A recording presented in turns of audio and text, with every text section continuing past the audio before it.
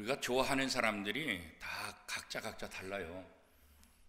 모든 사람이 다 좋아할 것 같은데 싫어하는 사람도 있고, 모든 사람이 싫어할 것 같은데 또 좋아하는 사람도 있어요. 정치, 지금 대통령 선거도 마찬가지잖아요. 어떤 사람은 어느 사람 좋아해요. 어떤 사람은 또 다른 사람 좋아해요. 그죠? 어떤 사람은 이 사람도 좋고 저 사람도 좋다 그러고, 어떤 사람은 이 사람도 싫고 저 사람도 싫고, 대통령 될 사람 아무도 없고, 그러니까 나는 안 한다 이렇게 이제 포기하는 경우도 있어요. 그러니까 이게 좋아하는 게 다 틀려요. 그죠? 어떤 사람은 또 그래요. 뚱뚱해서 좋대. 뚱뚱해서 좋대. 어떤 사람은 뚱뚱해서 싫대. 그잖아요. 또 어떤 사람은 날씬해서 좋대. 그랬더니 또 어떤 사람은 날씬해서 싫대. 이게 참 사람마다 다 취향이 다르고 성격이 다 달라요. 그죠? 우리가 성경에도 보면 좋아하는 사람들이 각자 다 달라요. 어떤 인물 좋아합니까? 그러면 또 자기의 상황하고 맞춰서 나는 이 사람 좋습니다. 나는 이 사람이 좋습니다. 또 그렇게 이제 생각하는 경우가 많죠. 과학자 중에서 아인슈타인 박사가 있는데, 이 아인슈타인 박사가 갑자기 유명해졌어요. 그것은 왜 그러냐면 상대성 이론이라는 그것을 이제 발표를 하는 바람에 갑자기 유명한 인사가 된 거예요. 유명한 과학자가 되고 최고의 과학자가 돼요. 우리나라도 보면 제가 포항에 있을 때 그 교인들이 이 포항공대 교수들이 많이 있고, 이게 포항제철 포스코와 포항공대 두 군데에 연구소가 있어요. 그래서 학교에 소속된 연구소가 있고, 그 다음에 포항제철에 소속된 연구소가 있어요. 그래서 포기연, 산기연 이렇게 이제 두 개가 있는데, 제가 있던 교회에 거기에 이제 교수들, 거기에 연구소에 있는 박사들이 꽤 많았어요. 제가 담당하는 교구만 해도 30대 박사들 해가지고 거의 제가 그때 기억에 20몇 년 전인데 한 200명 가까이, 100명에서 200명 가까이가 박사들이 제 교구에 있었으니까.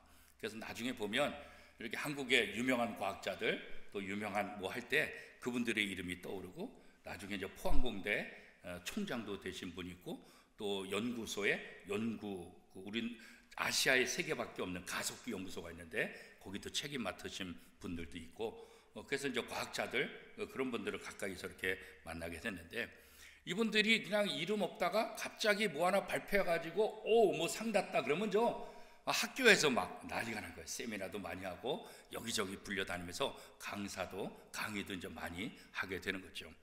아인슈타인 박사가 그런 거죠. 아인슈타인 박사가 갑자기 이제 유명해지니까 대학에서 뭐 곳곳에서 기업에서 아인슈타인 박사를 초청해가지고 강의를 듣는 거예요. 그래서 강의를 하는데 늘 똑같은 강의를 하는 거죠. 뭐 상대성 이론에 대해서.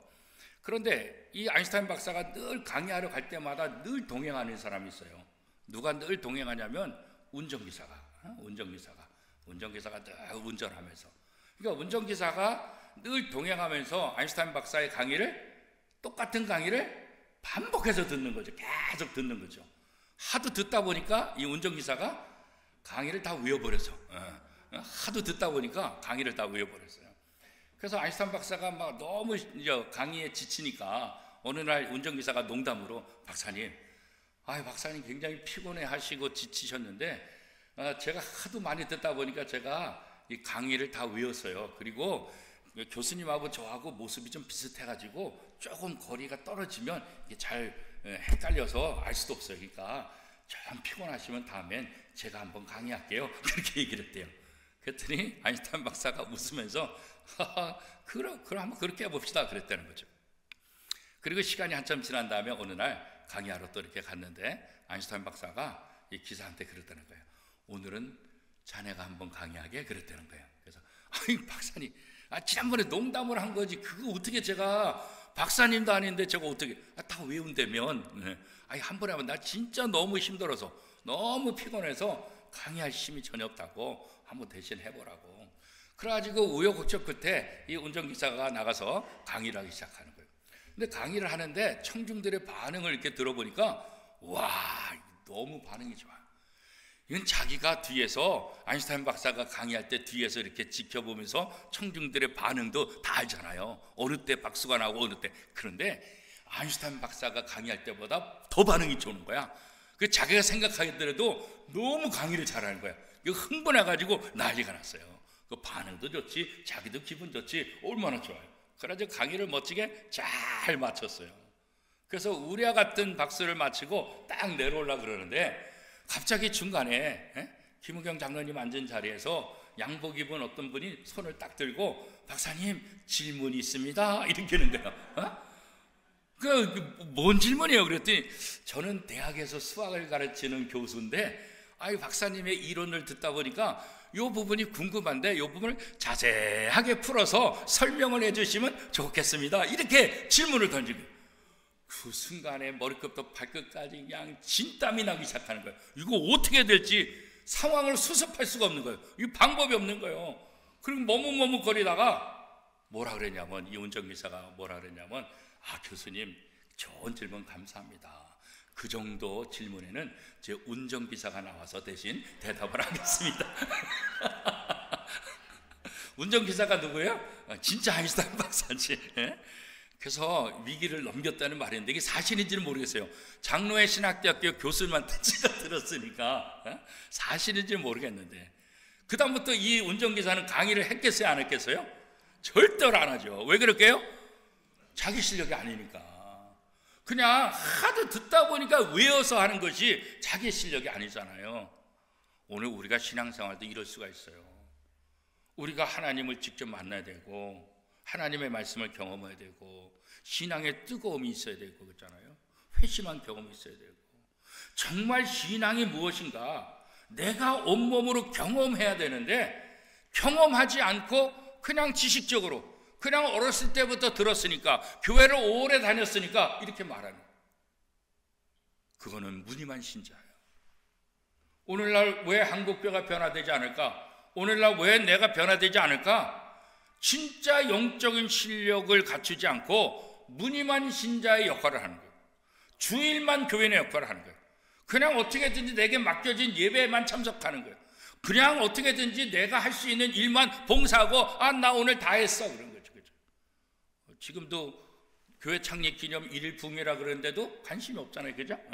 또 담임 목사가 하니까 더 관심이 없잖아요. 그죠? 예전 같으면은 새벽 예배, 낮 예배, 저녁 예배 다 참석하잖아요. 그죠? 저녁까지. 그러니까 주의를 지킨다는 것은 새벽부터 저녁 예배까지 지켜야 주의를 지키는 거예요. 근데 지금은 어때요? 그냥 오전 예배 드리면 날 주를 지켰어. 그리고 다 도망가는 거예요. 그죠? 3부 찬양대도 연습하고 여기 남으신 분들은 계시지만 대부분은 그냥 다 왜? 오늘 내 할 일 다 했어. 뭐 창립 기념 1일 부흥회를 하든지 그거는 나하고 상관없고 그냥 나는 찬양대 끝났고 연습도 끝났는데 피곤한데 이 정도 했으면 잘했지. 그냥 다 가는 거예요. 아무런 미안한 감도 없이 다 가는 거잖아요. 그죠? 우리가 정말 신앙생활 한다는 것이 뭘까? 그잖아요. 하나님의 말씀을 온몸으로 경험하는 거 이게 굉장히 이제 중요하잖아요. 그죠? 세상에 똑똑한 사람들이 얼마나 많아요. 그죠? 요즘은 또 인터넷 때문에 더 사람들이 똑똑해져. 그죠? 아무리 능력이 있고 아무리 똑똑해도 살아있어야지. 생명이 있어야지. 아무리 훌륭하고 똑똑해도 죽으면 무슨 힘이 있어요. 그죠? 그 옛날 우리 어른들의 말에 뭐라고 했어요? 그 정승집 개가 죽어도 사람들이 가는데 정승이 죽으면 아무도 안 간다. 그죠? 정승집 개가 죽어도 가. 개가 죽어도. 왜? 정승이 살아있는 권력이 있으니까. 살아있는 권력이 있으니까 개가 죽어도 개가 죽었기 때문이라고 가. 살아있는 권력이 있으니까. 그렇잖아요. 우리가 아무리 실력이 있으면 뭐 하겠어요? 죽으면 아무 소용이 없어요. 우리의 영혼이 죽으면 우리가 세상에서 부자면 뭐 하겠어요? 우리가 세상에서 유명하면 뭐 하겠어요? 우리가 세상에서 이런 것 저런 것 누리면 뭐 하겠어요? 우리의 영혼이 죽으면 아무것도 아니라고 성경이 우리에게 분명하게 말하고 있잖아요. 그렇죠? 오늘 우리가 영적인 실력을 갖추기 위해서 우리에게 가장 필요한 것이 무엇인가? 그렇죠? 오늘 본문에 보면 우리가 영적인 실력을 갖추기 위해서 가장 필요한 것이 뭔가? 우리가 영적으로 세상적으로 부유한 것 이거 굉장히 좋아하지만 우리가 영적으로 부유해지기 위해서 우리에게 뭐가 중요한지 뭐가 필요한지를 오늘 짧은 본문이 우리에게 설명을 해주고 있어요. 오늘 본문의 내용은 바로 이런 거죠. 한 여인이 엘리사 선지자를 찾아왔어요. 엘리사 선지자. 그런데 이 찾아온 여인은 어떤 여인이냐? 엘리사 선지자로부터 훈련을 받고 있었던 거예요. 훈련을. 요즘 말로 말하면 신학생이 신학생. 엘리사 선생님에게 신학 훈련을 받고 있는 그런 수련생. 누가요? 남편이. 그 남편이 갑자기 죽은 거예요. 갑자기 죽었는데 더 마음이 아픈 것은 빚을 많이 지고 죽었어요. 그러니까 지금이야 여성들이 남성보다 더 뛰어나고 남성보다 월급도 더 많이 받고 지금 그러잖아요. 그죠? 그런데 이 구약시대 때는 남편이 죽으면 아무것도 안 해요. 그래서 구약 성경에 보면 가난한 이웃을 도우라고 할 때 가난한 이웃의 제일 첫 번째가 뭐로 나오냐면 과부예요. 두 번째는 뭐예요? 고아예요. 과부와 고아. 왜 과부와 고아를 가장 도움을 줘야 되는 이웃으로 생각했느냐? 이 과부와 고아는 공통점이 뭐예요? 보호자가 없다는 거예요. 보호자가. 지금이야 보호자 없어도 더 잘 살 수 있죠. 그런데 구약시대 때, 성경시대 때는 보호자가 없으면 아무것도 할 수 없는 거예요. 남편이 죽으면 여성으로서 할 수 있는 건 아무것도 없어요. 부모가 안 계시면 고아로서 아무것도 할 수 있는 게 없다고요. 그죠? 그런데 이 여인은 남편이 죽었어요. 기가 막히잖아요. 근데 빚까지 지고 죽었대. 빚이. 이 여인이 빚을 어떻게 이 여인이 그냥 살아가는 것도 힘든데 빚까지 지고 죽었으니까 이 빚까지 갚는 거 감당이 안 되죠. 자기 살기도 힘든데 어떻게 빚을 갚겠어요? 그러니까 사면초가죠. 설상가죠. 뭐 아무것도 할 수 없는 거죠. 그죠? 그러니까 여인의 입장에서 나름대로 발버둥 치고 했지만 방법이 없어요. 그래서 고민하다가 지금 자기 남편의 선생님을 찾아온 거예요. 엘리사 선생님을. 그래서 엘리사 선생님에게 제 상황이 이렇습니다 하고 설명을 해요. 그랬더니 엘리사 선생님이 뭐라 그러냐면 내가 그럼 어떻게 도와주면 좋겠어요? 내가 뭘 도와줄까요? 집에 있는 게 뭐예요? 남아있는 게 뭐예요? 이렇게 질문하잖아요. 그렇죠? 아니 집에 뭐 남아있는 게 있으면은 그걸 계속 남겨뒀겠어요? 그거 팔아서 삶을 살고 그거 팔아서 빚을 갚았겠죠. 그죠? 그런데 여인이 기름 한 병, 기름 한 그릇밖에 없습니다. 엘리사는 그 여인에게 마을에 가서 그릇을 많이 빌어오라. 그래서 그 그릇을 빌려오고 그 그릇에다가 기름 한 그릇 남아있는 것 갖고 따라라. 그랬더니 빌려온 모든 그릇에 기름이 다 채워졌더라. 그래서 그것을 가지고 기름을 팔아서 빚도 갚고 생활도 풍성하게 되었더라. 이게 이제 오늘 본문의 내용이잖아요. 기름 한 그릇, 그죠? 아무것도 없었고 빚까지 져서 어떻게 할 수 없는 그런 상황인데 엘리사 선생님을 만나가서 엘리사 선생님을 통해서 문제들이 다 해결됐죠. 엘리사 선생님이 빚을 갚아줬어요? 엘리사 선생님이 금덩어리를 줬어요? 엘리사 선생님이 뭐 부자를 소개해줬어요? 그런 거 아무것도 없잖아요. 그죠? 그런 거 아무것도 없잖아요. 그런데 엘리사 선생님을 만난 이후에 이 여인은, 이 가정은 완전히 다 문제가 풀렸잖아요. 빚을 준 사람이 와가지고 하루는 아이고 빚을 못 갚아요? 이 건강한 아들 2명인데 이 두 아들 내가 노예로 데려가서 내 노예로 품꾼으로 이렇게 삼으면 되겠네. 아들까지 뺏길 뻔했잖아요. 그죠? 얼마나 기가 막혀요. 그죠? 자, 이걸 보면 신자, 성도들의 풍성함이 어디 있느냐? 물질적인 부여함에서 오느냐? 그렇지 않다는 것을 보는 거잖아요. 물질이 없어도, 다른 것 가진 것이 없어도 진짜 풍성함이 무엇인지를 이 여인을 통해서 우리가 알게 됐잖아요. 진짜 풍성함이 뭘까요? 요한 3서 1장 2절에 보면 사랑하는 자여 내 영혼이 잘됨 같이 내가 범사에 잘되고 강건하기를 내가 간구하노라. 사도 요한을 통해서 하나님이 우리에게 원하는 건 뭐냐? 우리 영혼이 잘 되는 거예요. 우리의 영혼이 잘 되면 내 범사도 잘 된다. 우선순위가 무엇인가를 우리에게 알려주고 있는 거죠. 자, 엘리사 선생님이 이 여인에게 2절에 보니까 우리 같이 한번 읽어보겠습니다. 4장 2절 시작. 내가 너를 위하여 어떻게 하랴? 내 집에 무엇이 있는지 내게 말하라. 그죠?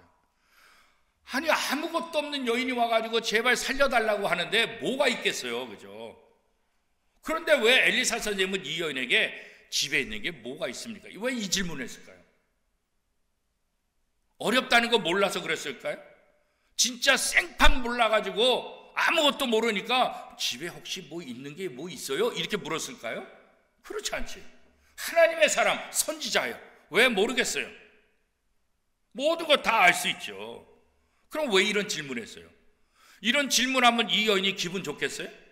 이 여인이 힘을 얻겠어요? 당신 집에 뭐가 있어요? 이렇게 하면 힘을 얻겠어요? 더 마음이 아프지. 더 상처가 되지. 아니, 아무것도 없는데 뭐가 있어요? 자기의 비참함을 생각하면 더 비참해지고 더 괴로울 수밖에 없는 것 아니겠어요? 그죠? 자기의 궁핍한 상황만 자꾸 되새기게 되잖아요. 그죠? 뭐가 있어요? 자, 그러면 왜 엘리사 선생님이 이 여인에게 당신 집에 있는 게 뭡니까? 이 질문을 왜 했을까요? 이 여인을 가슴 아프게 하려고 그랬어요? 이 여인을 놀리고 싶어서 그런 거예요? 그렇지 않죠. 이유가 있겠죠. 하나님의 사람인데, 엘리사인데 괜히 그런 질문을 했겠어요? 그런 질문할 때는 분명한 이유가 있는 거죠. 무슨 질문이 무슨 의도가 있었을까요? 하나님께서 사람들에게 복을 주실 때는 그 사람이 가지고 있는 것, 그 사람이 볼 때는 아무것도 아니라고 생각하는 것, 그것을 통해서 하나님께서 놀라운 역사를 일으키시는 사실을 우리에게 다시 한번 보여주고 있는 거예요. 하나님이 모세를 부를 때도 마찬가지잖아요. 40년 동안 왕궁의 왕자로 살다가 40년 동안 빈들에 가서 목자 노릇하며 아무것도 아닌 것처럼 살다가 80에 하나님의 부름을 받잖아요. 모세야, 내가 너를 다시 불러 쓰겠다. 너 저 바로한테 가서 내 백성을 달라 그래라. 모세가 뭐라 했어요? 아니, 하나님, 나 지금 힘도 없어요. 내 나이 80이에요. 아니, 차라리 나를 사용하시려면 내가 왕궁에 있을 때 사용하시지. 그때는 젊고 펄펄하고 실력도 있고 능력도 있고, 그때 내가 말 한마디만 하면 그냥 밑에서 쫙 다 순종하고, 그때 오셔서 나보고 얘기하시지. 지금 내가 무슨 권한이 있어요? 지금 내 말을 들을 수 있는 사람 한 명도 없어요. 양밖에 없어요. 양밖에. 이 미디안 광야에서 내 말을 들을 사람이 없어요. 말도 못해요. 양밖에 없으니까. 하나님, 나는 아무것도 아니야. 내가 뭘 해요? 그때 하나님께서 뭐라 했어요? 내 손에 있는 것이 무엇이냐 그랬잖아요. 내 손에. 나 아무것도 없어요. 나 아무것도 못해요. 그런데 하나님은 내 손에 있는 것이 무엇이냐. 출애굽기 4장 2절에 보면 여호와께서 그에게 이르시되 내 손에 있는 것이 무엇이냐. 그가 이르되 지팡이니이다. 내 손에 있는 게 뭐예요? 뭐 이게 지팡이밖에 없는데. 뭐 이 지팡이가 뭐 다이아몬드로 만들었어요? 무슨 뭐 조각가가 만든 거예요? 유명한 거예요? 아니, 그냥 모세가 지나다니니까 지치고 힘드니까 짝대기 어디서 하나 주워다가 그거 짚고 다닌 거 아니겠어요? 그죠? 모세가 지었다고 해서 뭐 대단한 지팡이 그런 거 아니잖아요. 그죠? 일반 사람들이 지팡이 나무 쪼가리 짚는 거랑 뭐 차이가 있겠어요? 그런데 하나님이 내 손에 있는 것이 무엇이냐? 지팡이밖에 없는데요. 그 지팡이를 가지고 반석에서 물을 치라. 그 지팡이를 가지고 홍해를 가르라. 아무것도 아닌 지팡이인데 하나님이 함께 하실 때 반석에서 물이 나게 하고 홍해가 갈라지고 그런 역사가 일어나요. 내가 볼 때는 지팡이 뭐 대단해요.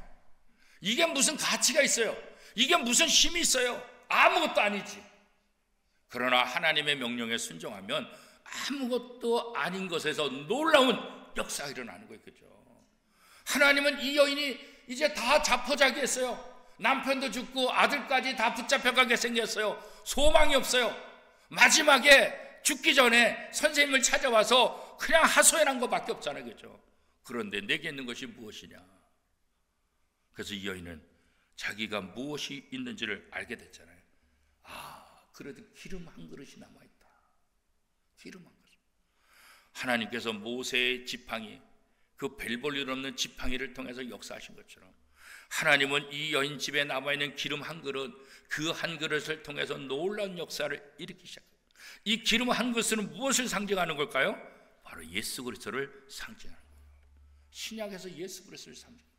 우리에게 아무것도 없다 할지라도, 우리에게 모든 것이 다 사라졌다 할지라도 우리에게 기름 한 그릇, 예수 그리스도 그분이 우리 안에 있다고 한다면 우리는 누구보다도 부유한 사람입니다. 왜요?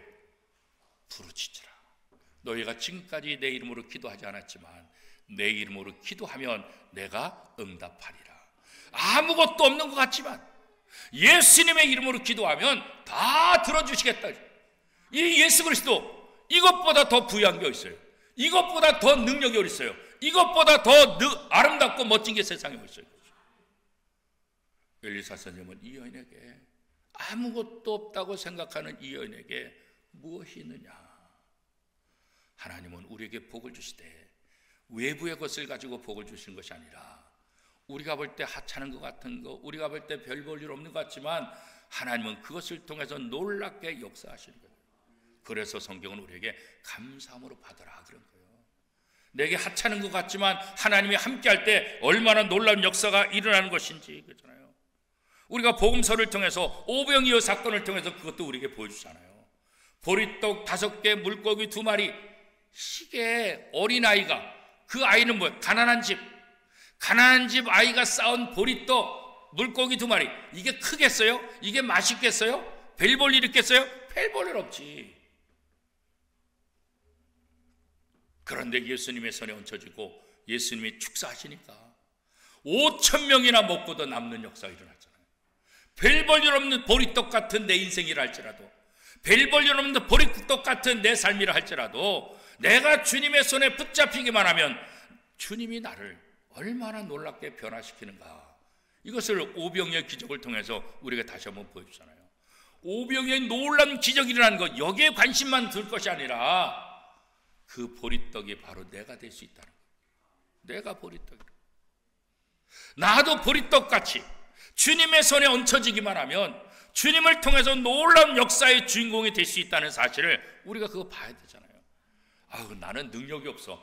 나는 저거 어떻게, 아유, 보리떡 5개 갖고 나 혼자도 먹기에도 부족하네. 그냥 그저 떡으로만 생각하면 아무런 도움이 안 되지. 그러나 그 보리떡이 주님의 손에 얹혀졌다는 사실, 이것을 통해서 우리가 깨달으면 거죠. 내 인생이 힘들다 할지라도, 내가 나이 많다 할지라도, 내가 병들었다 할지라도, 내가 좀 힘들고 어렵다 할지라도 주님의 손에 내 인생이 붙잡히기만 하면 주님은 내 인생을 얼마든지 새롭게 변화시킬 수 있다. 이게 믿음 아니겠어요? 그죠? 이게 능력 아니겠어요? 그죠? 바로 엘리사 선생님은 이 여인에게 그걸 이야기하고 싶은 거예요. 아무것도 없다, 끝장났다. 아니, 내게 있는 게 뭐야? 내게 있는 건 그것을 통해서 하나님께서 역사를 해주신다고 그러죠. 하자는 거, 별 볼 일 없는 거, 그게 하나님의 복의 도구가 되고 통로가 될 수 있다는 거죠. 여기 말씀해 보니까 그릇을 다 빌려오라. 아니, 생각해보면 무슨 그릇을 빌려요? 아니, 기름 한 그릇밖에 없는데 왜 그릇을 빌려와요? 여러분 보고 엘리사 선생님처럼 제가 여러분한테 그릇을 다 빌려오세요 그렇게 말하면은, 목사님 지금 뭔 소리 하는 거예요?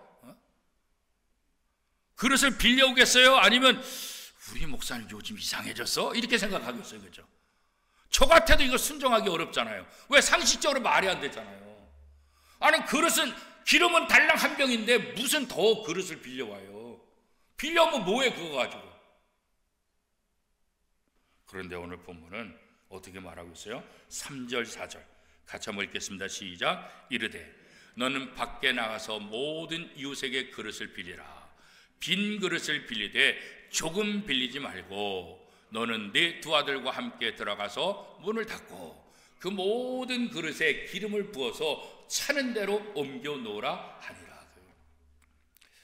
아니, 뭐 100번 양보해서 그릇은 빌려올 수 있어. 어머, 남편의 선생님 얘기하니까 그릇은 빌려올 수 있어. 근데 그 다음 말이 이게 더 믿을 수 없잖아요. 그죠? 그릇을 빌려오는 것까지는 할 수 있는데 기름 한 그릇밖에 없는데 그 그릇에다 어떻게 하라고요? 따르라. 그 그릇 따르라. 아니, 무슨 큰 그릇을 빌려와가지고 뭘 따라요? 뭘 따라? 예? 말도 안 되잖아요. 그죠? 아, 이분이 진짜 나를 나 그렇잖아도 남편도 죽고 애도 지금 노예로 붙잡혀가게 생겼고 남편이 빚져가지고 진짜 너무 힘든데 이 선생님이 도대체 날 갖고 장난하나 날 희롱하나 이게 도대체 날 뭘로 알고 나를 내가 돈 없다고 남편 죽었다고 나를 우습게 하나? 별 생각 다 하지 않겠어요, 그죠? 누가 순종하겠어요? 말도 안 되지. 그런데 이 여인의 장점은 그대로 순종했다는 거예요. 어차피 죽을 거, 어차피 아무것도 없는 거. 내 남편의 선생님이 말씀하시니까 믿고 따른 거예요. 믿고 따른 거예요. 그게 바로 순종 아니겠어요? 순종. 하나님이 원하시는 건 순종이라고. 순종할 때 역사가 일어나는 거예요. 믿고 따를 때 어떻게 됐어요? 차고 신기하죠. 오병이어의 기적과 똑같은 거죠. 보리떡을 나눠줘도 또 있는 거예요. 또 있는 거예요. 아니 5개밖에 없는데 나눠주는데 또 있고 나눠주는데 또 있고 기름 한 그릇밖에 없는데 붓는데 그릇에 다 차요. 다른 것으로 가까우는데 또 차요. 아니 이거는 무슨 수도꼭지도 아닌데 그렇잖아요. 수도도 아닌데 그릇 한 그릇밖에 없는데 여기서 엄청나게 기름이 다 계속해서 나온다. 그리고 빌려온 모든 그릇을 다 채우고 났더니 그때 그치더라. 그 그릇이 많으면 도주할 뻔했잖아요, 그죠? 도주할 뻔했죠.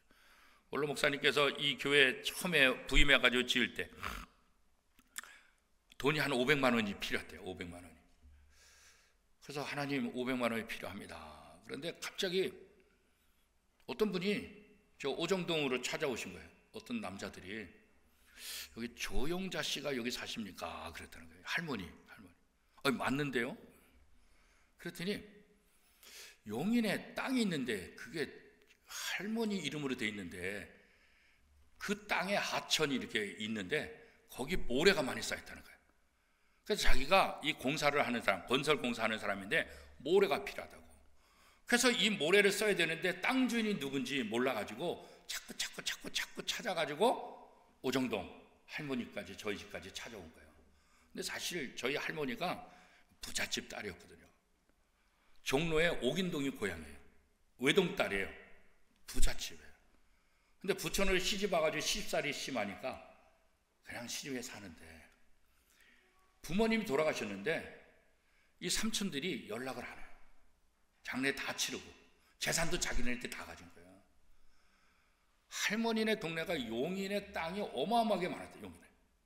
그러니까 할머니가 어렸을 때 용인 가면 거기 땅에서 농사 짓는 분들이 할머니를 아씨 그러면서 무등 태워가지고 그렇게 할머니를.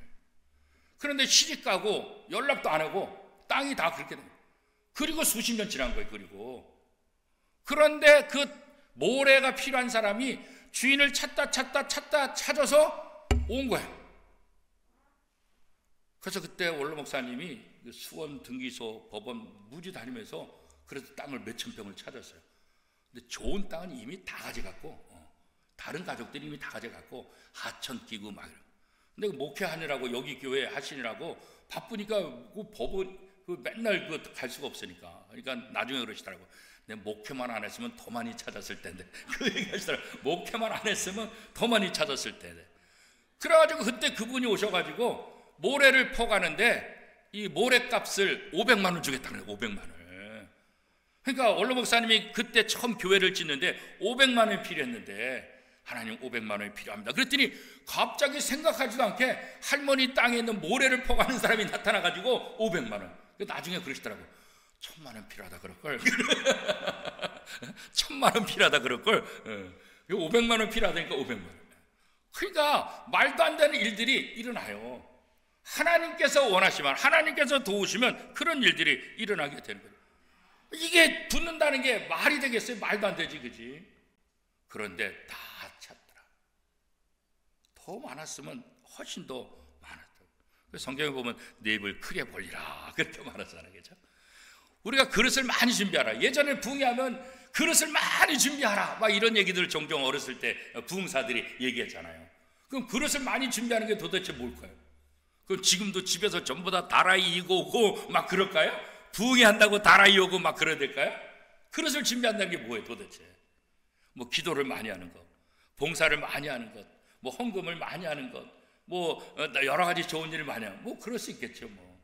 근데 제 생각에 그릇을 많이 준비한다는 의미는 어떤 의미일까? 제가 생각할 때는 누가 하나님의 말씀을 믿느냐, 더 많이 믿느냐. 이 성경의 말씀, 하나님의 약속이잖아요. 이 성경에 하나님께 약속하신 말씀들이 많잖아요. 근데 이 약속의 말씀을 누가 얼마나 더 많이 믿느냐. 이 성경을 통해 약속한 것 중에 하나만 믿으면 하나의 복을 누릴 거예요. 그릇 하나만. 두 가지 약속을 믿으면 두 가지 약속의 복을 누릴 거예요. 10가지, 100가지의 약속을 믿으면 이 성경에서 약속한 그 복을 누리게 될 거예요. 우리가 성경을 읽는 거 왜 중요해요? 하나님이 뭐라고 약속하셨는지, 하나님이 어떻게 하라고 하시는지, 그래서 성경을 읽는 거예요. 그리고 성경에 나와 있는 약속을 아멘, 아멘, 이건 내게 주신 약속의 말씀입니다. 저에게 주신 약속의 말씀으로 제가 믿습니다. 하나님 이 약속대로 저에게 이루어질 줄 믿습니다. 내 것으로 받아들이면 하나님이 그렇게 해주시겠다는 게 그죠. 모세에게 약속한 것은 모세 이름 대신 내 이름 넣으면 되는 거예요. 야곱에 약속하신 것 야곱의 이름 대신 내 이름을 넣으면 되는 거예요. 왜? 성경은 샘플이라고.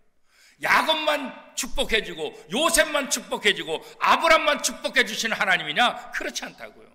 내가 아브람을 축복한 것처럼, 내가 모세를 축복한 것처럼, 내가 요셉을 축복한 것처럼 너에게도 이런 동일한 복을 내가 너에게 베풀어 주겠다.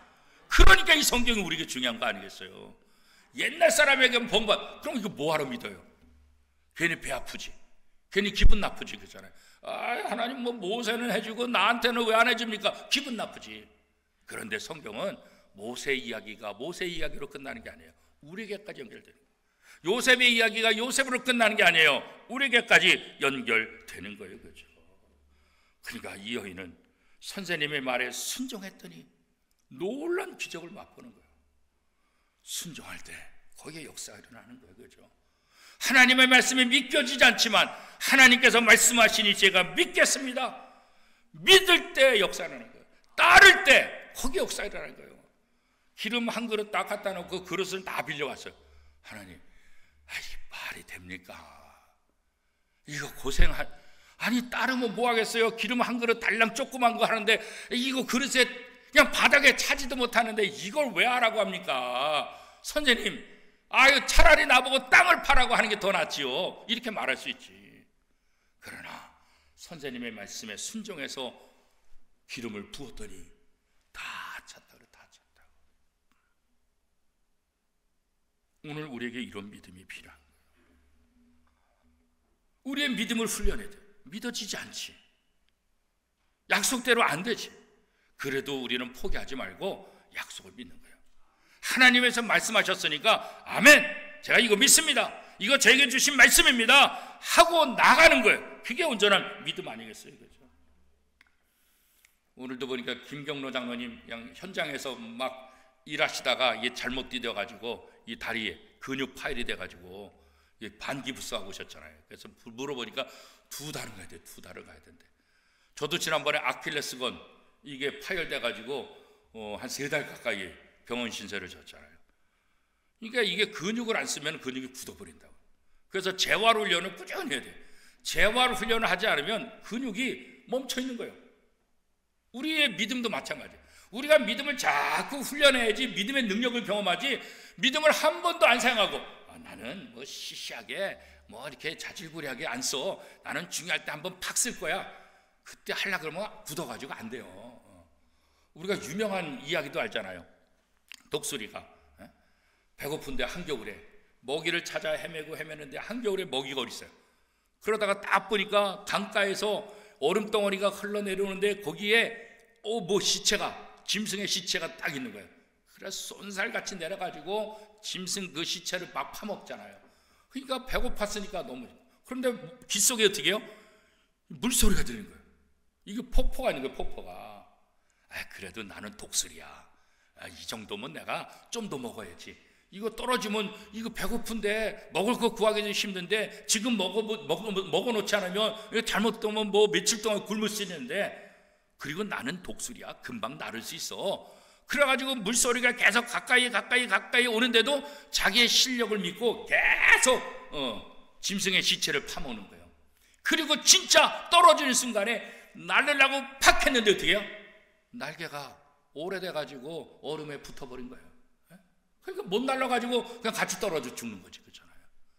우리가 자꾸 써먹어야 되는 거예요. 봉사도 자꾸 해야 봉사를 잘하는 거지. 나는 중요한 순간에 한 번만 하면 돼. 그거 다 소용없다고. 뭐든지 자꾸 해야 돼요. 자꾸 반복하고 근육도 반복해야 이 근육이 훈련돼서 근육을 제대로 사용하는 거잖아요. 우리의 믿음도 마찬가지예요. 우리의 헌신도 마찬가지예요. 모든 것 다 마찬가지예요. 부지런히 훈련해야 돼. 부지런히. 그렇지 않으면 그 재능을 우리가 제대로 활용할 수가 없는 거예요. 그렇죠? 그래서 오늘 본문에 보면 기름을 다 채우고 그거 가지고 기름을 팔아서 빚도 갚고 너의 삶을 살아라. 그래서 오늘 본문에 보면 이 여인은 엘리사 선생님을 만나서 모든 문제가 해결되고 풍족한 삶을 살았더라. 자, 여기서부터 어디서부터 문제가 해결된 거예요? 기름 한 그릇. 아무것도 아니지만 내가 가지고 있는 기름 한 그릇, 그 기름 한 그릇이 있다는 걸 알게 되고 선지자 선생님의 말씀에 순종함을 통해서 모든 문제들이 해결되는 거죠. 이것은 바로 예수 그리스도 안에서 우리의 모든 문제가 해결되는 거예요. 우리의 죄의 문제, 우리의 모든 아픔들, 우리의 모든 상처들, 그리스도 안에서 모든 문제가 다 해결된다는 것을 우리에게 다시 한번 보여주고 있는 거죠. 내게 아무것도 없다 할지라도 기름 한 그릇 대신 예수 그리스도, 그분이 내 안에 계시다고 한다면 그분을 통해서 내 모든 문제가 해결될 수 있다. 이게 우리의 믿음 아니겠어요? 그렇죠? 앞이 캄캄하고 절망스럽고 아무것도 보이지 않는 이런 상황이라 할지라도 주님, 내가 주님 믿습니다. 주님이 나와 함께 하셔서 이 문제들을 해결해 주실 것을 믿습니다. 그죠? 오늘 이 믿음이 우리에게 필요한 거예요. 그죠? 무엇이 하나님의 뜻인가? 하나님의 뜻은 다른 거 없어요. 내가 하나님을 믿기를 원하는 거예요. 그죠? 하나님을 믿기를 원하는 거예요. 너 상황을 믿지 말고 나를 봐라. 나를 믿어라. 내가 너와 함께 할게. 내가 너를 도울게. 그죠? 그 믿음을 우리가 활용하기를 원하는 거예요. 하나님의 뜻은 우리가 잘 되기를 원하는 거예요. 어떤 부모가 자식이 잘못되기를 바라는 마음이 있겠어요? 부모는 고통을 당하고 부모는 아파도 자식은 잘 되길 바라잖아요. 하나님은 예수 그리스도를 십자가에 내주는 그 아픔, 그 상처를 갖고 있어도 그 상처를 통해서, 그 십자가를 통해서 죄인들은 해방되고 죄인들은 누구보다도 행복하기를 원하시는 거, 그게 하나님 마음 아니겠어요? 그렇죠? 아픔은 하나님이 다 짊어지시고 우리에게는 평안과 우리에게는 좋은 것. 시편 103편 5절은 이렇게 말합니다. 우리 같이 한번 읽어볼까요? 103편 5절 말씀입니다. 화면 안 나오나요? 네, 같이 읽겠습니다. 시작. 좋은 것으로 내 소원을 만족하게 하사 내 청천을 독수리같이 새롭게 하시는 도다. 좋은 것으로 내 소원을 만족해 하사. 이게 하나님 아버지의 마음. 좋은 것으로 내 소원을 만족하게 해주신다. 내 청천을 독수리같이 새롭게 하신다. 이 소원을 누가 주신 거예요? 시편 21편 2절 말씀 같이 읽겠습니다. 시작. 그의 마음의 소원을 들어주셨으며 그의 입술의 요구를 거절하지 아니하셨나이다. 그 마음의 소원을 누가 주신 거예요?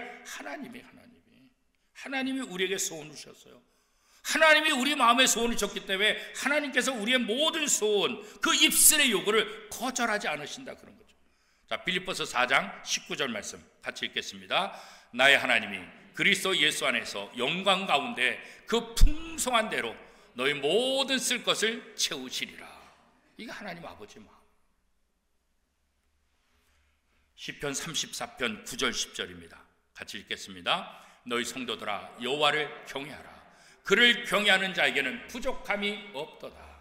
젊은 사자는 궁핍하여 줄일지라도 여호와를 찾는 자는 모든 좋은 것에 부족함이 없으리로다. 젊은 사자가 먹잇감을 못 찾는다는 것 상식적으로 말이 안 되죠.